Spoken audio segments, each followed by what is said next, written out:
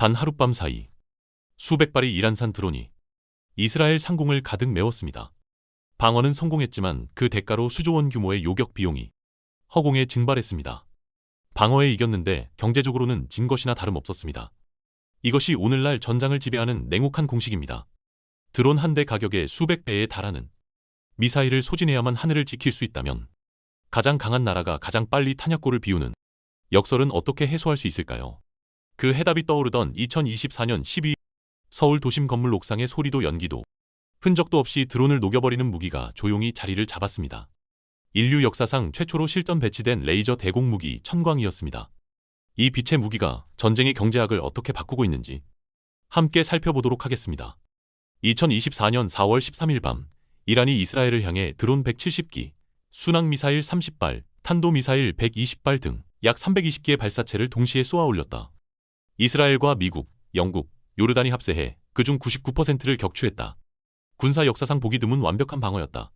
그런데 전투가 끝난 다음 날 아침 이스라엘 군 재정고문 람 아미나흐 예비역 준장이 내놓은 숫자 하나가 승리의 의미를 근본부터 흔들어 놓았다. 그는 단 하룻밤 방어에 든 비용이 최소 1조 4천억에서 최대 1조 8천억 원에 달한다고 밝혔다. 이스라엘의 그해 국방 예산이 약 22조 원이었다고 언급하며 방어에 얼마가 필요한지 파악해야 한다고 강조했다. 연간 예산의 약 12분의 1을 하룻밤 새에 불태워버린 것이었다. 승전보가 거대한 청구서와 함께 도착한 날이었다. 이 역설의 구조는 단순하면서도 잔혹했다. 이란의 주력 자폭 드론 샤헤드벳 36의 대당 가격은 약 2만 달러, 즉 3,000원 수준이었다. 반면 이를 격추하는 패트리엇 PAC-3 미사일은 한 발에 약 400만 달러, 우리 돈으로 58억 원에 달했다. 가격 격차가 200배에 달한다. 이란은 하루 최대 400기의 드론을 생산할 능력을 갖춘 반면 록히드 마틴의 패트리엇 연간 생산량은 약 600기에 불과했다. 비대칭, 즉 한쪽이 절대적으로 유리한 이 불균형 구조 앞에서 방공망은 결국 시간과 돈의 싸움으로 전락했다. 작전 시작 이후 첫 100시간 동안에만 약 37달러, 우리 돈 5조 4천억 원 이상의 비용이 발생한 것으로 추정된다는 분석도 나왔다. 전장에서 이기면 이길수록 재정은 더 빠르게 무너졌다. 이것이 현대 드론 전쟁이 설계한 가장 냉혹한 함정이었다. 2024년 연말에 서울 용산 대통령실 인근 합동전쟁수행모의본부 건물 옥상에 정체를 알 수 없는 장비가 조용히 올라섰다. 발사음도 없었고 연기도 없었다.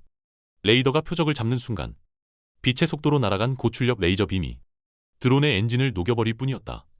인류 역사상 최초로 군에 실전 배치된 레이저 대공무기 천광이었다.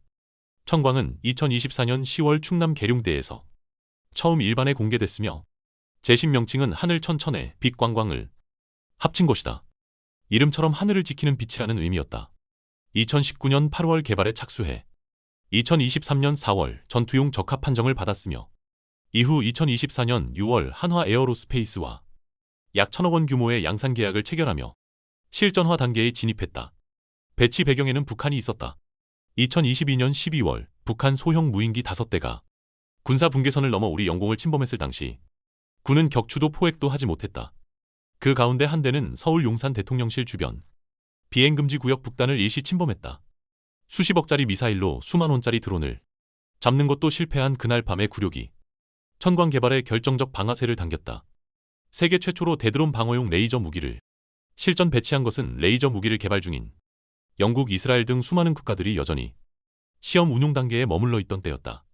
이스라엘의 아이언빔조차 기대하는 출력을 달성하지 못해 실전 배치를 미루던 그 시점에 서울 도심의 한 건물 옥상은 이미 인류 최초의 레이저 방공 진지가 돼 있었다. 무기의 역사는 화약에서 미사일로 이어져 왔다. 그리고 2024년 12월 25일 다음 장을 열었다. 2024년 7월 충남 태안 국방과학연구소 아는 시험장 상공에 가로 세로 50cm짜리 드론 한 대가 불규칙하게 비행하고 있었다. 시연 담당자의 말이 끝나자마자 천광이 작동했다. 맨눈으로는 레이저가 발사됐는지조차 알 수 없었다. 그러나 1초도 채 되지 않아 드론에 불이 붙더니 퍽 소리와 함께 지붕 위로 추락했다. 이것이 하드킬 방식이다. 하드킬이란 전파 방해나 신호 교란처럼 드론을 혼란에 빠뜨리는 것이 아니라 물리적으로 직접 파괴하는 방식을 말한다. 레이더와 고해상도 열상 카메라로 표적을 탐지한 뒤 고에너지 레이저를 조사해 드론의 핵심 부품을 직접 파괴한다. 소리도 없고 궤적도 남지 않는다. 드론은 자신이 왜 추락하는지 알지 못한 채 녹아내린다. 탐지에서 요격까지 수초 내에 이루어질 정도로 반응 속도가 빠르며 시험평가에서는 3km 거리의 소형 무인기와 멀티콥터를 100% 명중시켜 전투용 적합 판정을 받았다. 영국의 레이저 무기 드래곤파이어가 1km 거리에서 동전을 맞출 수 있는 정확도를 자랑했지만 천광은 이보다 더 긴 3km 밖 표적 30대를 단 한 발도 빗나가지 않고 전부 파괴했다. 천광은 광섬유 레이저 파이버 레이저 방식의 20kW급 출력 체계다. 광섬유 레이저란 머리카락보다 가는 광섬유 안에서 레이저를 증폭시키는 방식으로 소형화와 고효율을 동시에 구현할 수 있다. AI 기반 다중 표적 추적 시스템이 위협도를 자동으로 분석해 우선순위를 결정하며 동시 다발적 표적 처리도 가능하다. 운용 인원은 단 3명. 전통적인 미사일 포대가 수십 명의 인력을 필요로 했던 것과는 전혀 다른 차원의 방공 체계였다. 파괴력의 크기가 아니라 정밀함의 깊이가 새로운 전장의 언어가 되고 있었다. 천궁 한 발에 15억 원, 패트리어 PASG는 50에서 60억 원, 사드는 150억 원. 이것이 지금까지 하늘을 지키는 데 드는 비용이었다. 드론 한 대가 날아올 때마다 수십억짜리 미사일이 소모되는 구조. 방어에 이기면 이길수록 예산은 더 빠르게 바닥났다. 천광은 이 방정식을 통째로 뒤집는다. 1회 발사 비용은 약 2,000원으로 전 세계 동종업계 최저 수준이다. 전기료가 전부다. 탄약을 살 필요도 재장전할 필요도 없다. 발전기가 돌아가는 한 무한히 쏠 수 있다. 방산업계에서는 이를 무한탄창이라고 부른다. 숫자로 그 차이를 직접 보자. 이란식 샤헤드 드론 한 대 가격이 약 3천만 원이다. 패트리엇으로 이것을 격추하면 58억 원이 사라진다. 비용 격차가 200배다. 그런데 천광으로 같은 드론을 격추하면 들어가는 비용은 딱 2,000원이다. 패트리엇 대비 100만이일 수준이다. 이 수치를 가장 실감나게 표현하자면 패트리엇이 강남 아파트 한 채라면 천광은 편의점 삼각김밥 하나인 셈이다. 개발 착수부터 실전 배치까지 투입된 총 예산은 871억 원이었다. 2024년 한 해 중동 전선에서 하루 평균 소모된 요격 비용이 1조 원을 넘어섰다는 점을 떠올리면 871억은 단 몇 시간치 방어 비율 미치지 못하는 금액이다. 그 돈으로 세계 최초의 실전형 레이저 방공 체계를 손에 넣었다. 드론 방어 시장은 2025년 약 44억 8천만 달러에서 2030년 145억 달러 규모로 3배 이상 성장할 것으로 전망된다. 전장이 커질수록 비용 혁명의 가치 더욱 선명해진다. 천광이 제시한 것은 단순한 무기 하나가 아니라 방어의 경제학 자체를 다시 쓴 새로운 공식이었다. 드론을 막는 방법은 크게 두 가지다. 하나는 소프트킬, 즉 전파를 교란하거나 GPS 신호를 차단해 드론이 길을 잃게 만드는 방식이다.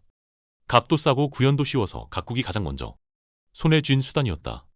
문제는 적이 이미 그 허점을 안다는 것이었다. 기존 미사일 방공망의 구조적 약점은 탄약 소진과 재장전 시간이었다. 레이저 무기는 이 두 가지 변수를 모두 제거한다. 그러나 천광이 진정으로 차별화되는 지점은 경제성만이 아니다. 전파 방해를 원천적으로 무시한다는 점이다. 레이저는 전자기 신호가 아닌 순수한 빛과 열 에너지다. 재민 잼립, 즉 전파 교란 장비로는 레이저 빔 자체를 막을 방법이 없다. 천광의 장점은 눈에 보이지 않는 공격, 발사 소음의 부재, 탄약 불필요라는 세 가지로 요약된다. 소리도 없고 연기도 없다. 레이더가 포착하는 순간 빛의 속도로 날아가 드론의 배터리나 엔진 제어부를 태워버린다. 드론 조종사는 화면이 꺼질 때까지 무슨 일이 일어나는지 알 수 없다. 천광은 쿼드 드론 같은 소형 멀티콥터뿐 아니라 3km 이내에서 비행하는 고정인 무인기, 즉 날개가 고정된 군사용 무인기까지 요격할 수 있다. 고정인 무인기는 속도가 빠르고 비행 경로가 예측하기 어려워. 기존 소프트킬 장비로는 대응이 까다로운 표적이다. 다표적 교전 및 신속한 재조준이 가능하고 부수적 피해도 최소화할 수 있다는 점도 도심 방공에서는 결정적 강점이다. 폭발 반경이 없기 때문에 민가 밀집 지역 상공에서도 운용할 수 있다. 다만 레이저의 특성상 비, 안개, 짙은 구름 같은 악천후 상황에서는 빔의 출력이 저하되어 성능이 제한된다는 단점도 분명히 존재한다. 이 한계는 다음 세대 천광이 풀어야 할 숙제다. 완벽한 무기는 없다. 그러나 지금까지 존재한 어떤 방공 체계도 이 정도의 비용으로, 이 정도의 속도로, 이 정도의 정밀함을 동시에 갖추지는 못했다. 현재의 천광 블록 I은 20kW 출력으로 드론을 잡는다. 그런데 출력이 곧 능력의 한계를 결정하는 무기가 레이저다. 출력이 2배가 되면 요격할 수 있는 표적이 달라지고 10배가 되면 전쟁의 규칙이 바뀐다. 그 로드맵이 이미 가동 중이다.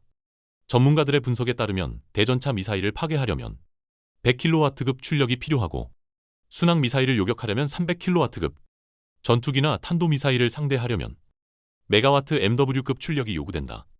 순항 미사일이란 저고도로 비행하며 목표물을 정밀 타격하는 날개 달린 미사일로 기존 방공망이 탐지하기 가장 까다로운 표적 중 하나다. 레이저가 이것을 잡을 수 있다면 방공의 패러다임이 근본부터 달라진다. 블록 III는 100kW급 이상 출력으로 2028년 완성을 목표로 하며 전술급 유도미사일 요격 능력을 갖출 계획이다. 이후 2030년대에는 300kW급 모델 개발을 통해 해군 함정과 공군 항공기 탑재까지 확장할 예정이다. 지상에 고정된 방패가 바다 위, 하늘 위로 이동하는 것이다. 미국, 이스라엘과의 비교도 의미심장하다. 이스라엘은 100kW급 아이언 빔을 최대 7km 거리의 로켓포탄과 드론, 미사일까지 요격하는 체계로 실전 배치를 추진 중이며 미국은 메가와트급 출력의 레이저 무기를 2030년대까지 개발한다는 목표를 세우고 있다. 출력 경쟁에서는 미국과 이스라엘이 앞서 있는 것이 사실이다.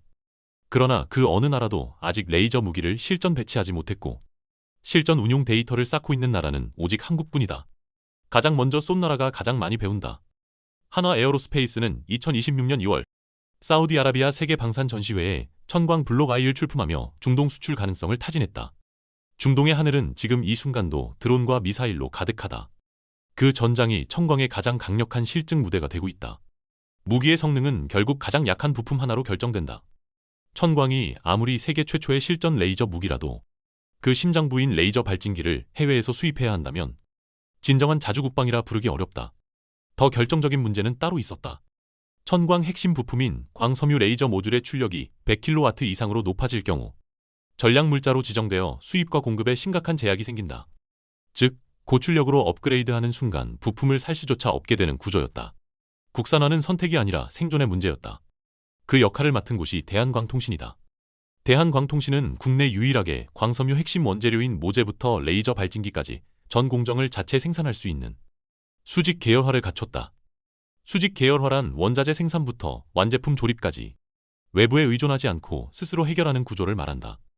2025년 8월 대한광통신은 차세대 레이저 기반 무기체계에 적용될 핵심 부품과 레이저 발진기 시스템의 국산화를 목표로 한 국책 연구개발 사업 수행을 공식 발표했다.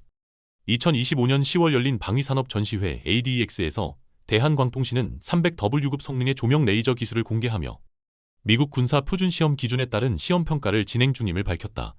미국 군사 표준이란 극한의 진동, 온도, 전자기 환경에서도 작동하는 것을 검증받는 국제 방산 인증 기준이다. 이 관문을 통과하면 글로벌 수출의 문이 열린 듯 한국은 반도체, 광학, 배터리 등 첨단 산업 인프라를 기반으로 레이저 무기 개발에서 구조적 강점을 갖추고 있다. 이스라엘의 아이언 빔이 라파엘이라는 단일 방산 기업에 의존하는 반면 한국은 국방과학연구소 한화 에어로스페이스, 대한광통신으로 이어지는 산업 생태계 전체가 함께 움직인다. 무기 하나가 아닌 산업 구조 자체가 경쟁력이 되는 순간이었다. 국방부는 천광을 천궁 II 미사일, 장거리 지대공 미사일 LSAM과 조합한 하이브리드 방어체계 구축을 구상 중이다. 근거리 소형 드론은 천광으로, 중거리 위협은 천궁 II로, 장거리 탄도미사일은 LSAM으로 대응하는 구조다. 하늘의 층을 나눠 각기 다른 무기가 각자의 고도를 책임지는 이른바 한국산 다층 방공망의 완성이다. 블록 삼는 미사일 요격에도 사용되며 해군 전투함과 공군 항공기에도 탑재되도록 개발될 계획이다. 지상의 건물 옥상에서 시작된 빛의 무기가 바다 위 함정으로 하늘 위 전투기로 플랫폼을 넓혀가는 것이다. 기술적 성숙도가 현재보다 월등히 높아지는 2030년대 이후에는 전쟁의 판도를 바꾸는 게임 체인저로서의 역할도 충분히 가능할 것으로 전문가들은 전망한다. 돌아보면 이 모든 것의 출발점은 2022년 12월의 굴욕이었다. 서울 상공을 유유히 날아다니는 북한 무인기를 잡지 못하던 그날 밤. 수십억짜리 미사일로도 첨단 레이더로도 막아낼 수 없었던 그 초라한 현실이 천광을 만들었다. 위협이 혁신을 낳은 것이다. 핵심 교훈은 하나다. 비대칭 위협에는 비대칭 해법이 필요하고 2,000원짜리 빛이 수십억짜리 미사일을 대체할 수 있다는 사실이 이제 더 이상 이론이 아니라 실전에서 검증됐다. 드론이 전장을 지배하는 시대에 아직도 요격 미사일, 재고 확충에만 매달린다면 그 탄약고는 언제나 비어 있을 것이다. 가장 강한 나라가 아니라 가장 영리하게 대응하는 나라가 미래 전장의 승자가 된다는 냉혹한 현실 앞에서 우리의 방공 투자 방향은 제대로 설정되어 있는가? 복잡한 세상을 쉽게 읽어드리는 나우브리핑이었습니다. 오늘 영상이 유익하고 재밌으셨다면 구독과 좋아요 부탁드립니다. 다음 영상에서 뵙겠습니다.